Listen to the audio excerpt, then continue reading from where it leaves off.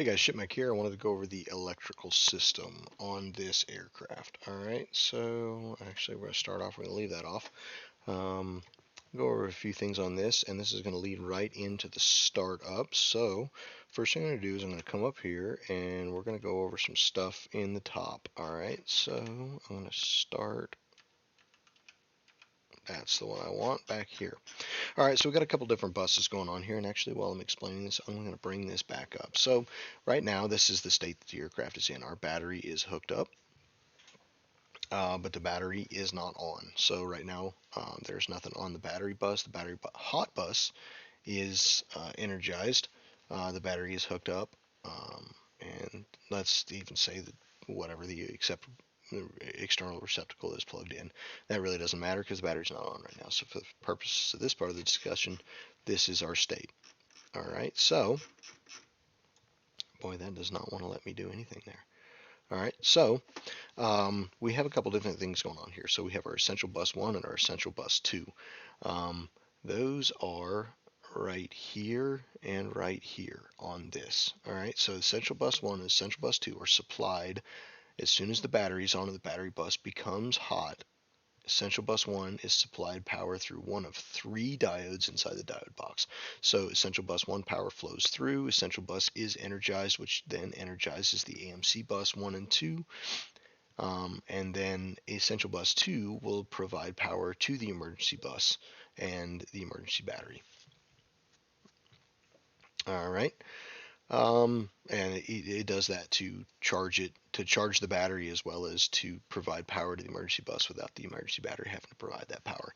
Alright, at this time, as soon as I turn the battery on, these other systems up here will not be engaged, and we'll talk about that in a minute. So the first thing I'm going to do is I'm going to go master on. I am not going to engage. And what that is going to do is, let me get to where I can.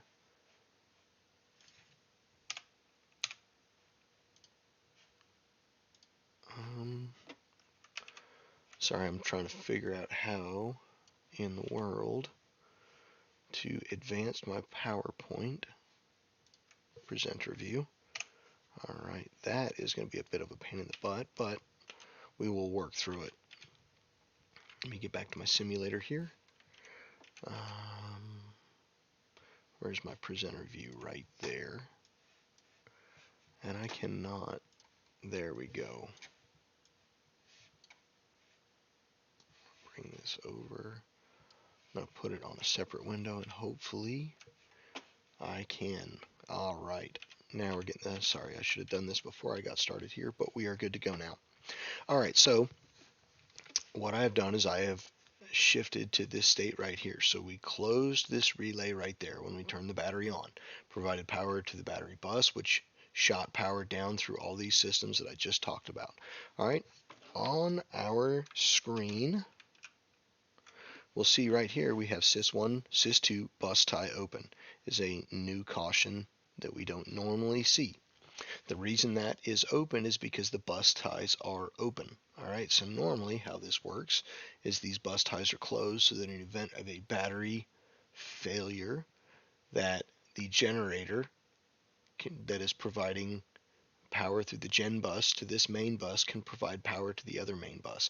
Or if one generator fails, the other generator can provide power across those buses. Alright, so right now that is not taking place, but everything that would be happening right now is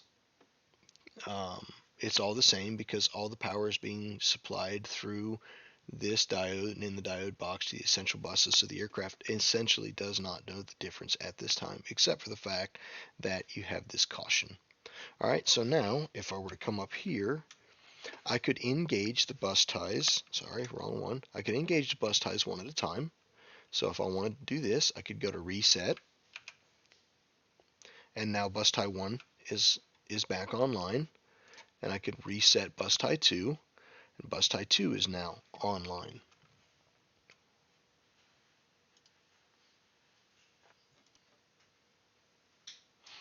Alright, so now I have closed my bus tie relays, and this is where I'm at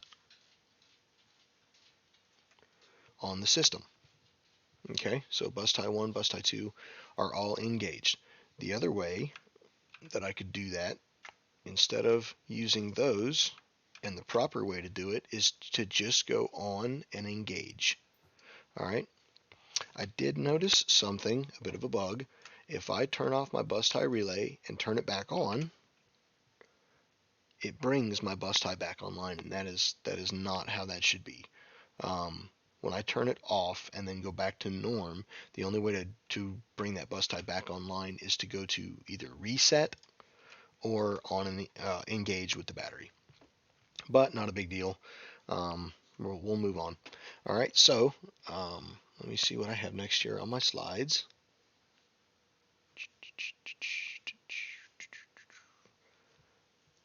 What did I engage on this one? Looks like nothing. All right, I'll be honest, I don't know what that slide was. All right, so that's a starter there. I think what I was going for, there we go.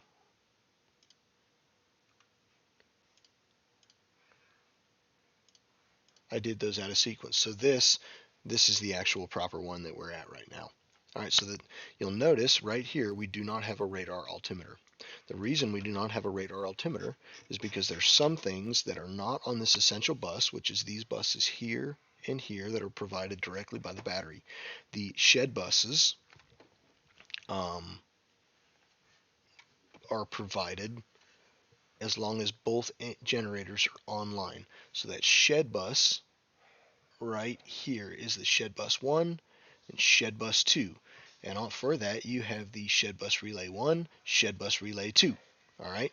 So at this time, our radar altimeter, which is on shed bus 2, is not powered. So what I can do, with the purpose of this is if you lose both generators, so the shed bus will be energized with either generator online. All right. So what I'm going to do right now is I'm going to manually turn on, no, wrong one. I'm going to manually turn on the emergency shed bus. Oh, I was right. I'm all backwards. All right, so shed bus is on. If I come back down here, now I have my radar altimeter. All right, so the purpose of this, if you lose both generators, it's going to shed unnecessary loads. But you as the pilot may realize, no, I need the things on this. So we are going to go ahead and bring those back online by going emergency shed bus on. So I'm going to turn that off, and if we come back down here, now I've lost my radar altimeter again. There's other things on that bus, but the radar altimeter is one of them that you can see directly. All right, so here, and that was right there. We closed this relay and provided power to shed bus 1. All right, so now we're going to go forward. I'm going to real quick run through a little bit of this stuff. All right, so we've on and engaged. And we're going to skip sys high 1. We're going to go left, right, front to back, except we're going to skip the hydraulics test right now. And let me get to my user guide to make sure. So if you want to follow along with me in the user guide, I'm on page 86, Batmaster on and engage, power up test OK. So let's make sure that we have that. All right, so down there, we do not have power up test OK. Probably because I did not on and engage and my floats are still armed. So there's a couple things right there. Let's turn those off and let's go off with the battery. All right, we should be set up everything properly. We're going to go on and engaged. And now we're going to look for that. While that's happening, we're going to start talking about our fire test switches. We still do not have our power up test OK. Okay, well, I guess not a big deal.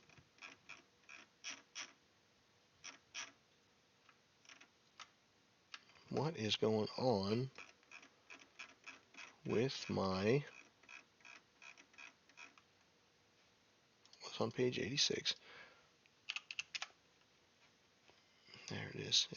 The formatting's gone weird on me.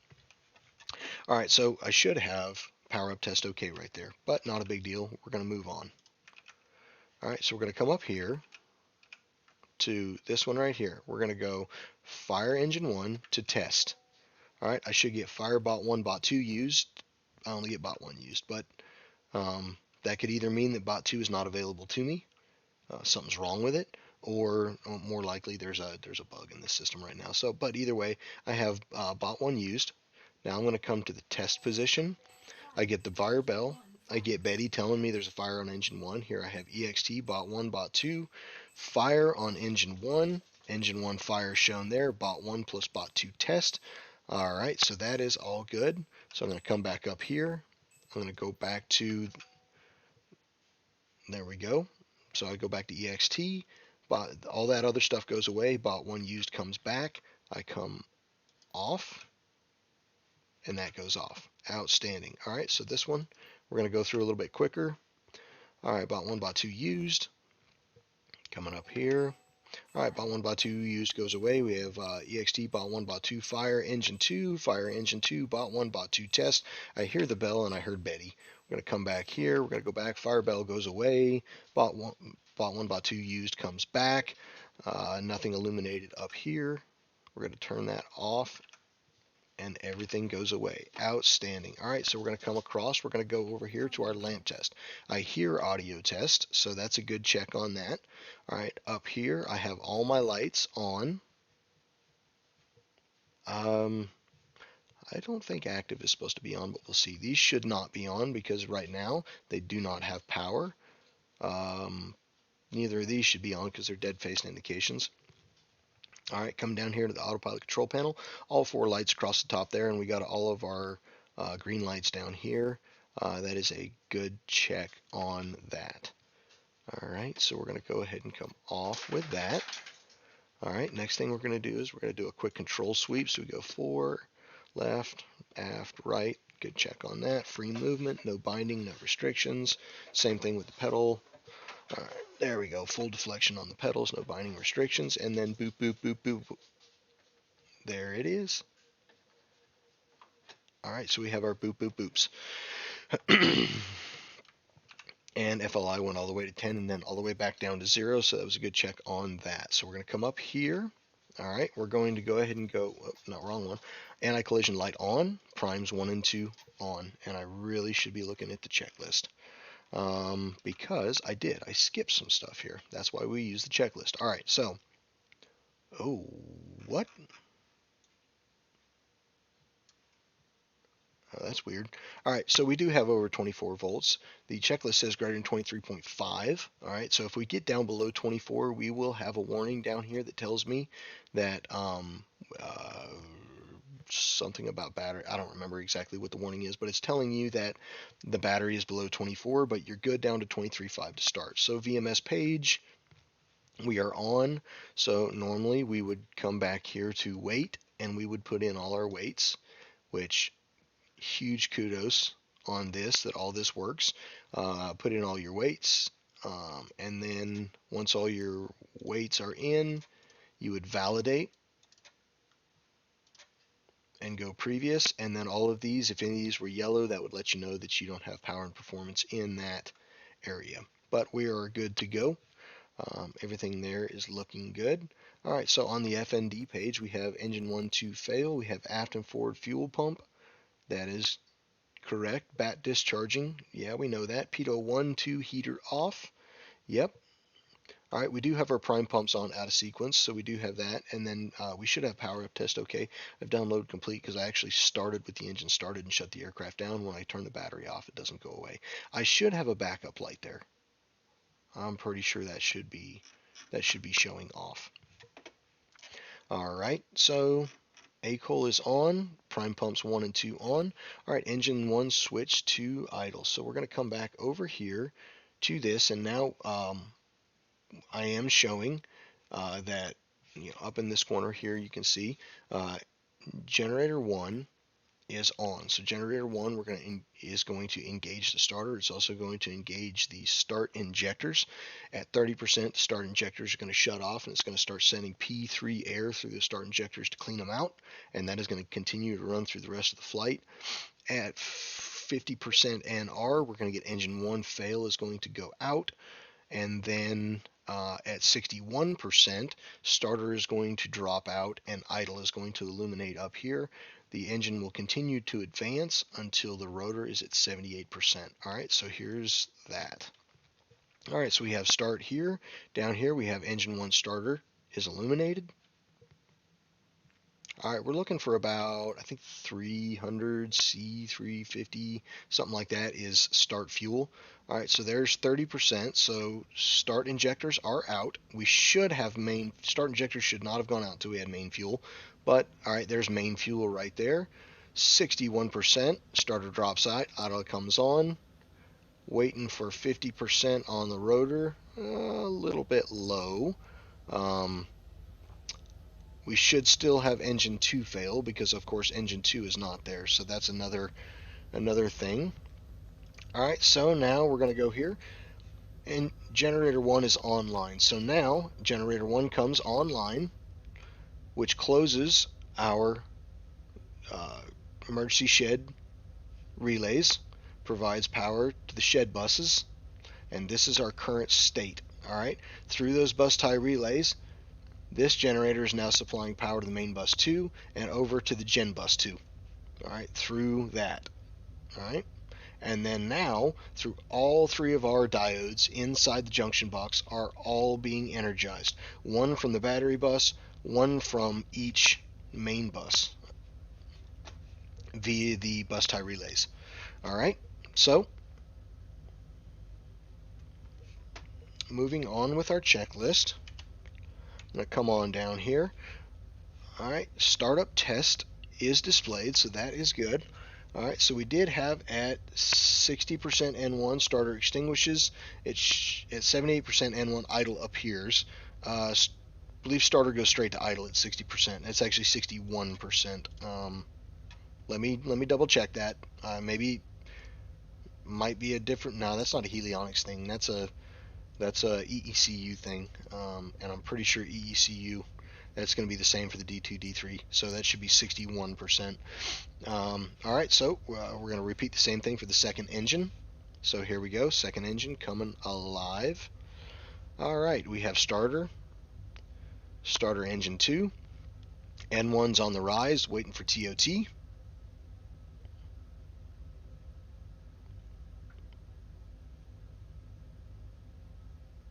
We're also noticing that engine 2 oil should start coming up, both temperature and pressure. Main rotor gearbox oil is going to be up both sides, even if both engines are, or even if only one engine is running, because both systems in the main gearbox are driven by the gearbox, not by the engines. And then same thing with the hydraulic system. One engine will drive both. Drives the main gearbox, and the main gearbox drives both hydraulic systems. Alright, so there we go. Engine 2 is now at idle, 78% there. Good start on engine 2. I'm going to go ahead and acknowledge this, and we should have startup test okay. We do not. Alright, so no matter. Alright, so now we're going to come up here to, wrong one, we're going to go to sys1 and hold. Alright, on sys1 and hold, there we go. Alright, low pressure hydraulic 2, so we're testing system 1, failing system 2. System 2 goes down, it's boosted, collective's boosted, pedals are boosted. Good check on that. We're going to come back up here. We're going to bring system back. Low pressure high 2 should go away, and system 2 is now restored. We're going to go sys 2 and hold, testing system 2, failing system 1. We have tail rotor shut off and hide sys 1 low pressure. System 1 is down. We are still boosted. Collective is boosted, and pedals are boosted. Good check on system 2. Now the reason we get tail rotor shut off on 1 when we fail 1 and not fail 2 is the low reservoir hydraulic shutoff, low pressure, only illuminates when system 1 runs out of fluid or gets sufficiently low. It saves itself. System 2, if something happens with the tail, it's going to pee that thing all the way out. And make sure we are restored here. We are good. Alright, so system 2 is going to dump all the way out if there's an issue with the tail. System 1 is going to save itself for the main rotor and leave us a little bit of fluid left. Alright, so everything there was good. So now we're going to start bringing up all of our stuff. So after engine start, we're going to go a little bit out of sequence as far as the checklist, but I like to go left to right, back to front. So we're going to bring our receptacle, emergency power, avionics 1 and 2, pitot-static 1 and 2. There's normally not anything on this, but we're going to bring the Alavics and the emergency floats because I do have those on. We're going to go primes off, transfers on, and we should arm our emergency lights at this point. All right. EXT lights, position and strobe. So we're going to go position and strobe according to the checklist. Emergency exit lights to arm. So yeah, that does do that. But if when you guys use the quick start or the automatic startup procedure, or just launch it on the ramp, these emergency exit lights are not in the arm position, so you're going to have to do that. Cockpit packs ventilation as required. One thing we do need to do is we need to test our heating, so we're going to go ahead and crank that baby. And we're going to make sure that we do get 1, 2, and 3 indications for the bleed air heating. So that is valid. We're going to go ahead and bring that back offline and make sure 1, 2, 3, those indications are now gone. All right, collective lever is full down. So now we are going to go to switch to lamp. This is where you will now get these lights because these are now powered through that bus. And I forgot to advance. That is all of it. Yep, so this is, sorry, let me get back to that. This is where we're at. So we would get all these lights. We get all these lights up here. We still have all those lights back there. All right, the next thing that we are going to do is we're going to come up here. And one day I'm going to remember these shortcuts. I'm going to come lamp. I'm going to go pre-flight test. While I'm doing pre-flight test, my radar altimeter should go to 50 feet. If it does not go to 50 feet, 50 feet. If it doesn't go to 50 feet, it's telling me there's a problem. If it goes to 100 feet, I believe the problem is with my actual radar altimeter. If it goes to 200 feet, it's telling me there's a problem with the actual sending and receiving units on the back. But at any rate, we're going to come back to this position. And I should have pre-flight test. I'm going to try it one more time. There it goes, pre-flight test. So normally what would be happening right now is these would all be blinking like crazy, and I'm supposed to be on this page. These would all be blinking like crazy. My controls would be moving. It would be going through and testing all of the autopilot system. We actually don't get that. Not a big deal. All right, so let me get back to my checklist here and make sure. Alright, once I get pre-flight test okay, outstanding. So I'm going to go ahead and go AP backup on, and then I'll bring on 1 and 2. I should get 3 green boxes across the top. Very good. Now on my cyclic, I'm going to press this red button right here. Cut. That's going to knock just my 2 autopilots offline. It's going to leave my backup system online. I have SAS in yellow because SAS is degraded. Yellow and pitch roll yaw. I'm down on 4 there. AP 1 and 2 is offline. I'm going to go ahead and cut it a second time. SAS goes red. These go red. I got backup off down there. Beep trim. I'm going to check in all 4 directions. And why is my beep trim? There we go. 4 aft, right, and left, so that is good. I'll go ahead and build it back up by going SAS on right there forward and make sure that everything comes back up. I got 3 greens there, everything's green there, and all of those go away. Alright, so, and now I'm ready for 1 and 2 to flight. So here we go, 1, 2, well, and bad habit, don't do that. Alright, so I'm going to wait until my rotor stabilizes, and I really should be back on this page right here, making sure everything's good there. One last check, checking all of my avionics, so no reds, all the systems good there. Going to my reconfiguration page.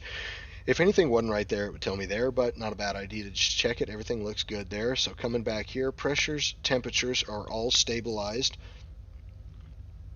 Below torque 20%, we are N1 matching, so N1 should match. And torque is at 102. That's a D3 speed. I believe this is supposed to be 101. I wish I could remember the dude in the Discord that called me out on that hard. He was absolutely right. This should be 101, not 102. 102 is for the D3. So we're bouncing back and forth. 1015, 1016, not a big deal, but we're close enough. All right, so we are good to go. So we're going to go ahead and secure those, and then we're going to move on with the flight. So that's it for this. There's really not a reason to cover anything else in this. So hopefully that was helpful. I got to get back to my OBS here. I got so many windows open, I don't know what the heck to do. Get this out of the way. All right, guys. If there's anything else, please let me know. Otherwise, have a safe flight.